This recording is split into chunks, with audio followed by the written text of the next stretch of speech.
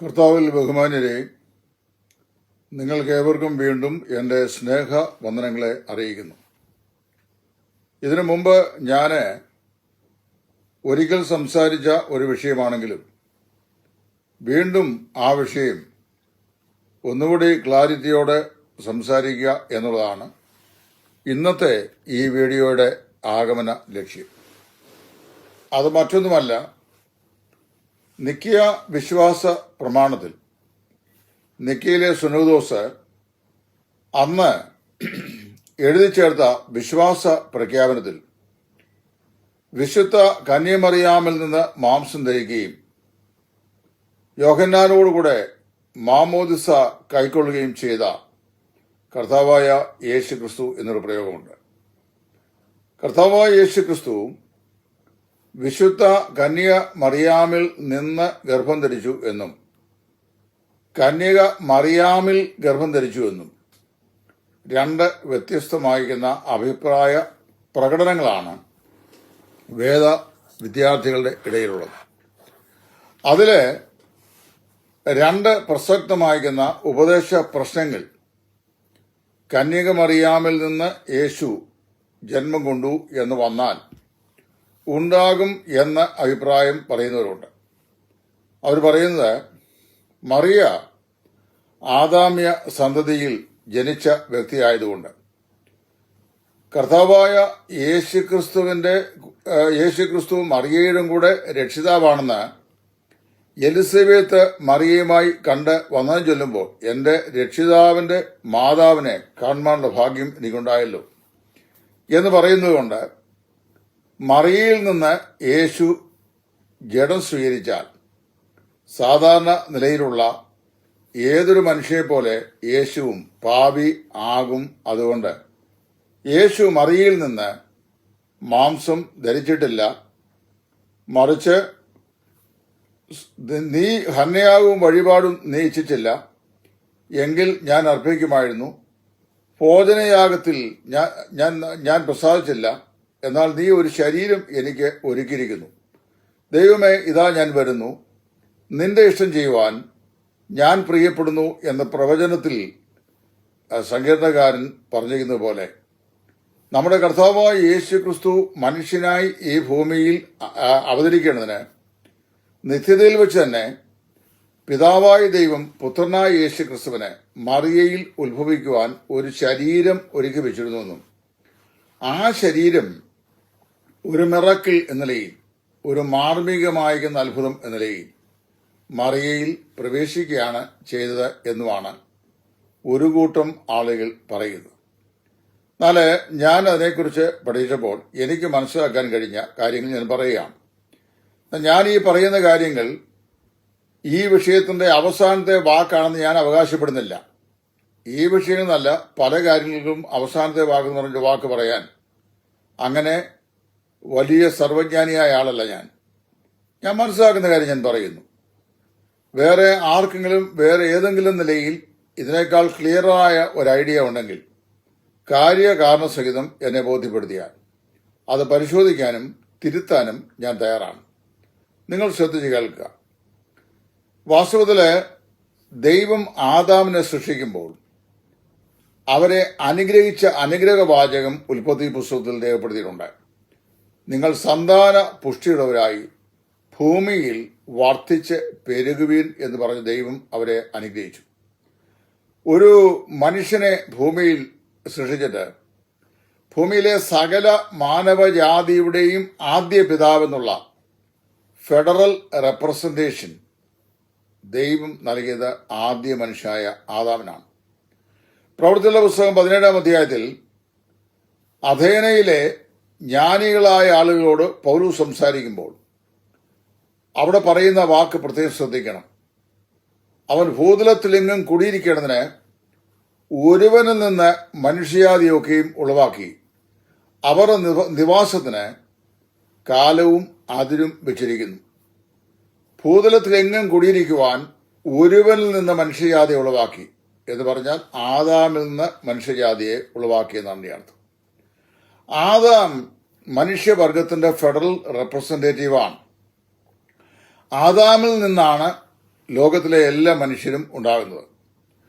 എബ്രായർക്ക് എഴുതിയ ലേഖനം 7-ാം അധ്യായത്തിൽ സോദോം രാജാക്കന്മാരെ ജയിച്ച് ജയാളിയായി വരുന്ന അബ്രഹാമിനെ വഴിയിൽ വെച്ച് എതിർപെട്ട് അവനെ അനുഗ്രഹിക്കുകയും അവനിൽ നിന്ന് ദശാംശം വാങ്ങുകയും ചെയ്ത ശാലേം രാജാവും അത്യുന്നതനായ ദൈവത്തിന്റെ മഹാപുരുഷനുമായ മൽക്കീസദേക്ക് അവനെ അനുഗ്രഹിക്കുമ്പോൾ എബ്രായയിലെ കർത്താവ് പറയുകയാണ്, അവൻ സകലത്തിലും അവന് ദശാംശം കൊടുത്തു. അങ്ങനെ ദശാംശം കൊടുക്കുകയിൽ ലേവിയും അവന് ദശാംശം കൊടുത്തിരിക്കുന്നു. ലേവി എന്ന് പറയുന്നത് അബ്രഹാമിന്റെ മകനായ ഇസ്ഹാക്കിന്റെ മകനായ യാക്കോബിന്റെ മകനാണ്, 4-ാം തലമുറക്കാരനാണ്. മെൽക്കീസദേക്കിന് അബ്രഹാം ദശാംശം കൊടുക്കുമ്പോൾ ഈ അബ്രഹാമിന്റെ മക്കളില്ല, വാഗ്ദത്തം പ്രാപിച്ചിട്ട് ചില സന്ദർശങ്ങൾ മാത്രമേ ആയിട്ടുള്ളൂ. നിന്നിൽ എന്ന് വെച്ചാൽ നിന്റെ സന്തതി മുഖാന്തരം ഭൂമിയിലെ സകല ജാതികളും അനുഗ്രഹിക്കപ്പെടും എന്നുള്ള വാഗ്ദത്തം ദൈവം അബ്രഹാമിന് കൊടുത്ത അധിക കാലതാമസം വരുന്നതിന് മുമ്പാണ് ഈ യുദ്ധത്തിൽ അബ്രഹാം സോദോം രാജാക്കന്മാരെ ജയിക്കുന്നതും മൽക്കീസദേക്ക് അവനെ എതിരേറ്റ് വരുന്നതും അവന് സകലത്തിലും 10-1 ദശാംശം കൊടുക്കുന്നതും. അങ്ങനെ കൊടുക്കുമ്പോൾ ലേവിയും അവനോ ദശാംശം കൊടുത്തു എന്ന് പറഞ്ഞിട്ട് ലേവി ഈ സമയത്ത് എങ്ങനെയാണ് ദശാംശം കൊടുത്തത് എന്നുള്ള വിശദീകരണം പറയുകയാണ്. ലേവി അവന്റെ കടിപ്രദേശത്തുണ്ടായിരുന്നു. ലേവായ് വാസ് ഇൻ ഹിസ് ലോയിൻസ്, അവന്റെ കടിപ്രദേശത്ത് ഉണ്ടായിരുന്നു എന്നാണ്. അന്ന് ലേവി ഈ വാഗ്ദത്ത സന്തതിയായ ഇസ്ഹാക്ക് പോലും ജനിച്ചിട്ടില്ല. അത് അബ്രഹാമിന് 100 വയസ്സുള്ളപ്പോഴാണ് ജനിക്കുന്നത്. വാഗ്ദത്തം ലഭിക്കുന്ന 75-ാമത്തെ വയസ്സാണ്. 25 വർഷം കഴിഞ്ഞിട്ടാണ് ഇസ്ഹാക്ക് ജനിക്കുന്നത്. ഇസ്ഹാക്കിന്റെ മകനാണ് യാക്കോബ്. യാക്കോബിന്റെ മക്കളിൽ ഒരാളാണ് ലേവി. ആ ലേവി അബ്രഹാമിന്റെ കടിപ്രദേശം ഉണ്ടായിരുന്നു എന്നാ പറയുന്നത്. അങ്ങനെ വന്നു കഴിഞ്ഞാൽ ഭൂമിയിലെ സകല മനുഷ്യരും ആദ്യ മനുഷ്യനായ ആദാമിന്റെ ലോയിൻസിൽ ഉണ്ടായിരുന്നു. ആദാമിൽ നിന്നാണ് സന്തതി പരമ്പരകൾ ഉണ്ടാകുന്നത്. ഒരു പുരുഷൻ സ്ത്രീയെ വിവാഹം കഴിച്ച് അവർ ശാരീരികമായി ബന്ധപ്പെടുമ്പോൾ ആണല്ലോ സാധാരണയായി ശിശു ഉണ്ടാകുന്നത്. ഈ ശിശുവിന്റെ ജന്മത്തിന് ഉത്തരവാദിയായ വ്യക്തി പുരുഷനാണ്, സ്ത്രീയല്ല. അപ്പൊ പ്രോജനി എന്ന് പറയുന്നത് പുരുഷനിലാണ് ദൈവം വെച്ചിരിക്കുന്നത്. അങ്ങനെ വരുമ്പോൾ യേശു ക്രിസ്തുവിനെ സംബന്ധിച്ചൊരു പ്രത്യേകതയുണ്ട്. അവൻ അബ്രഹാമിന്റെ പുത്രനായ ദാവീദിന്റെ പുത്രനാണ് എന്ന് പറഞ്ഞു വരുമ്പോഴെങ്കിലും ഈ യേശു ക്രിസ്തു ജനിച്ചിരിക്കുന്നത് ദാവീദിന്റെ കടിപ്രദേശത്ത് നിന്നല്ല. അബ്രഹാമിന്റെ സന്തതി എന്ന് പറയുമ്പോൾ അബ്രഹാമിന്റെ കടിപ്രദേശത്ത് നിന്നല്ല. കാരണം മറിയയ്ക്ക് ഒരു ലെജിറ്റിമേറ്റ് ആയിട്ടുള്ള ഭർത്താവ് യോസേഫിന്റെ വിവാഹം നിശ്ചയം ചേരുന്നെങ്കിലും ഈ ഭർത്താവും ഭാര്യ എന്ന നിലയിൽ അവർ കൂടി വരികയോ അവർ തമ്മിൽ ശാരീരികമായൊരു ബന്ധമുണ്ടാവുകയോ ചെയ്തിരുന്നില്ല.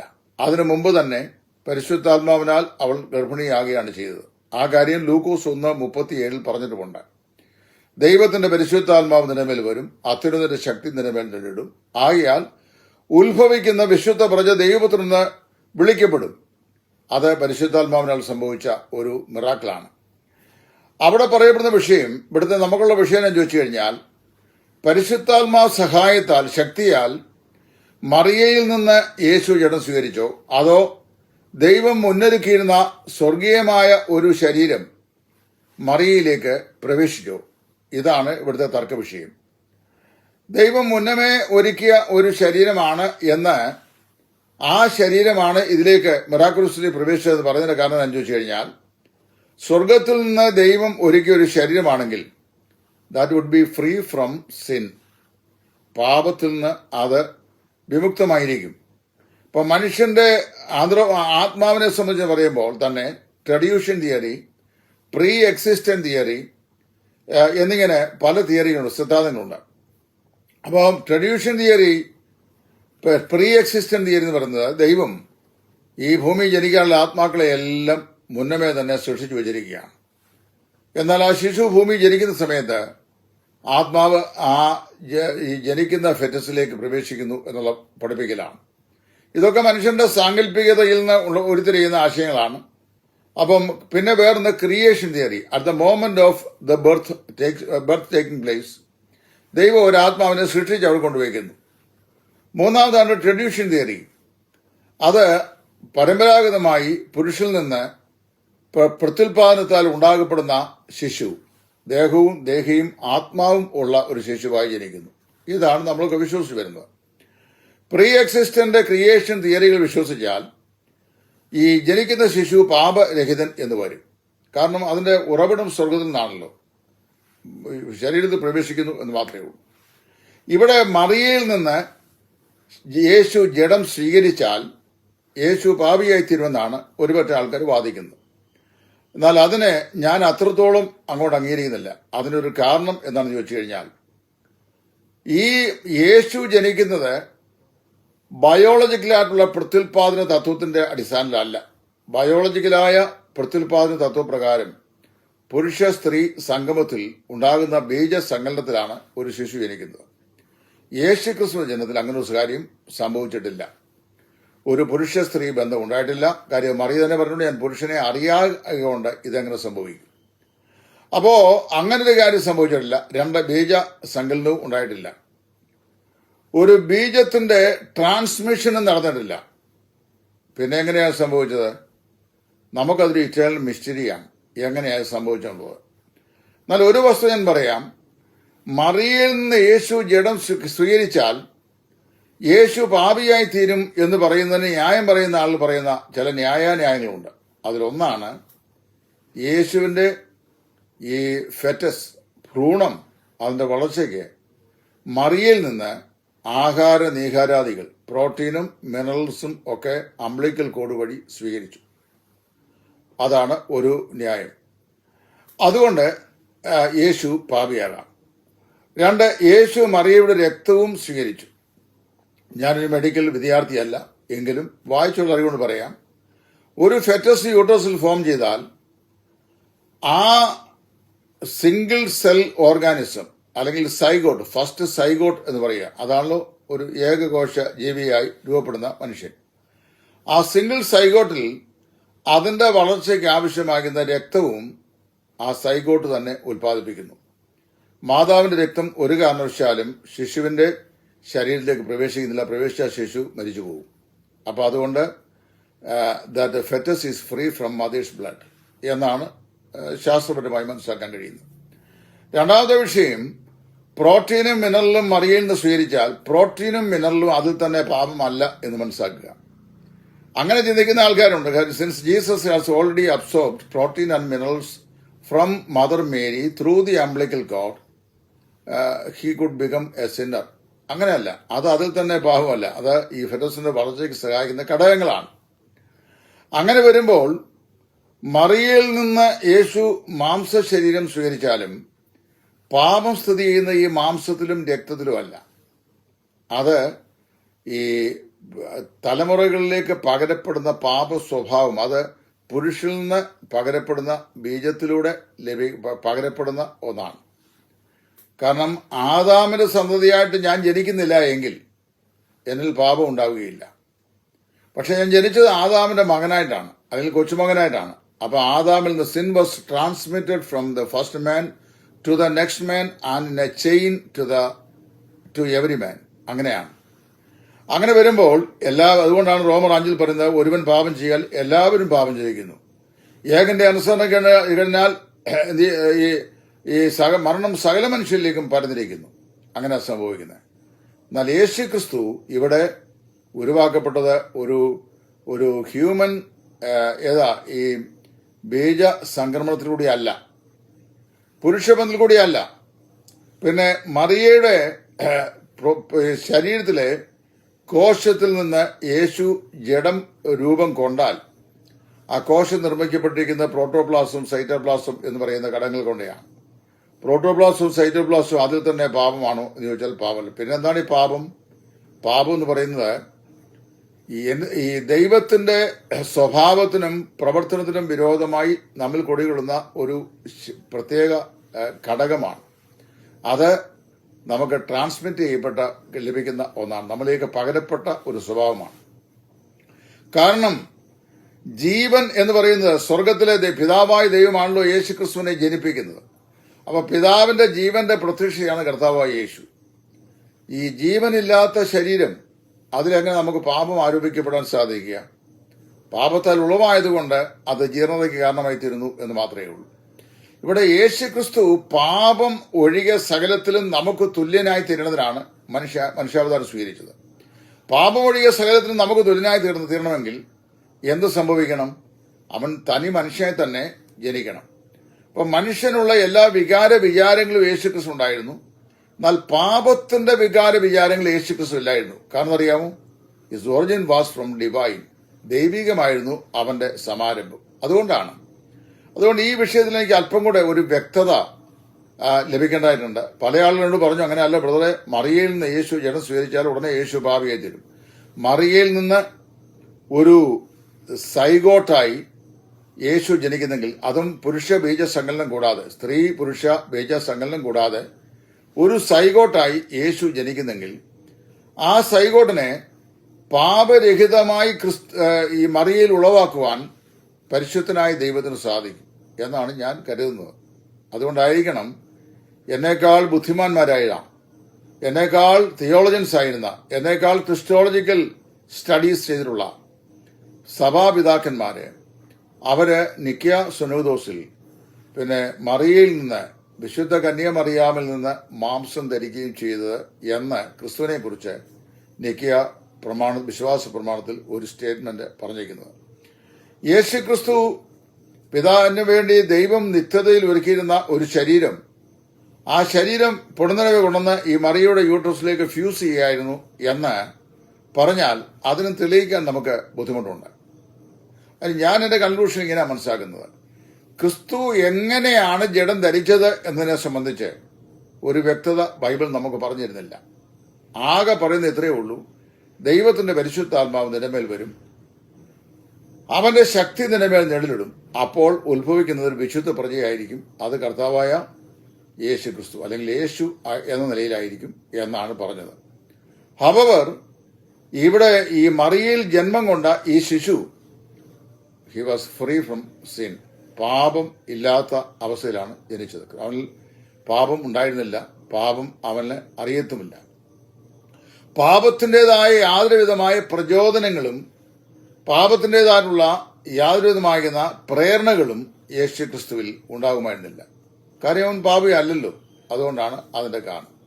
ഇനി യേശു ക്രിസ്തുവിന് സ്വർഗത്തിൽ നിന്ന് ഒരുക്കി വെച്ചിരുന്ന ശരീരം കൊണ്ടെന്ന് പെട്ടെന്ന് മറിയയുടെ മുമ്പിൽ പ്ലേസ് ചെയ്യായിരുന്നു എന്ന് പറഞ്ഞു കഴിഞ്ഞാൽ, അത് ക്രിസ്തുവിന്റെ പാപരാഹിത്യം തെളിയിക്കാൻ ഒരു പക്ഷെങ്കിൽ സ്വർഗത്തിൽ നിർമ്മിക്കപ്പെട്ടതാകിയാൽ അതിൽ പാപമില്ല എന്ന് വേണമെങ്കിൽ വാദിക്കാം. പക്ഷെ അപ്പോഴും വേറൊരു പ്രശ്നമുണ്ട്. അങ്ങനെ ഒരു ശരീരം സൃഷ്ടിച്ചുകൊണ്ട് ദൈവം തമ്പുരാൻ കൊണ്ടുവന്ന് മറിയയുടെ ഗർഭാതിലാണ് വയ്ക്കുന്നതെങ്കിൽ, ഈ ഗർഭാതിൽ പ്രവേശിച്ച ശേഷം പാപം അതിൽ പ്രവേശിച്ചുകൂടാ എന്നുണ്ടോ? പക്ഷെ അതല്ല ഇവിടുത്തെ സംജ്ഞ. അതായത് യേശുവിന്റെ ജീവൻ പിതാവിന്റെ ജീവനാണ്. നമ്മുടെ ജീവനായ ക്രിസ്തു എന്നാണ് ക്രിസ്തുവിനെ കുറിച്ച് കൊലോസ്യത്തിൽ പറയുന്നത്.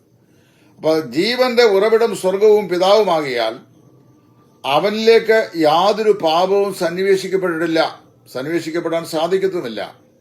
അവൻ സ്വീകരിച്ചത് ഒരു ഭൗമശരീരമാണ്. ഈ ഭൗമശരീരം മരിക്കാൻ പര്യാപ്തമായത് ഒന്നായിരിക്കണം. മരിക്കാൻ പര്യാപ്തമായ ഒന്നാണെങ്കിൽ അത് ആദാമ്യ ശരീരത്തിൽ ജനിക്കുന്നതായിരിക്കണം.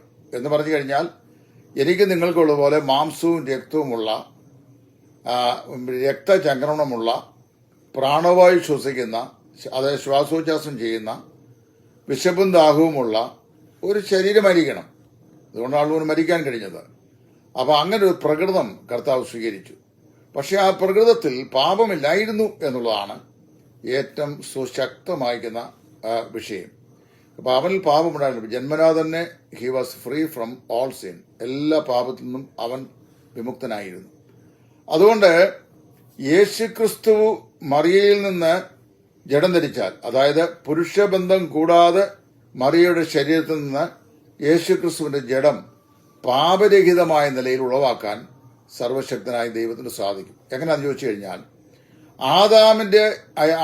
അബ്രഹാമിന്റെയും സാറായിയുടെയും നിർജീവമായ ശരീരത്തിൽ നിന്ന് പ്രത്യുൽപാദനത്തിനൊരു ജീവൻ ഉൽപ്പാദിപ്പിക്കാൻ ദൈവത്തിന് കഴിയുമെങ്കിൽ, മറിയയുടെ ശരീരത്തിൽ ഉളവാകുന്ന യേശുക്രിസ്തു, ഉദരത്തിൽ ഉളവാകുന്ന യേശുക്രിസ്തു പാപമില്ലാത്ത ശിശുവായി ജനിക്കാൻ സർവശക്തനായ ദൈവത്തെ കൊണ്ട് സാധിക്കും.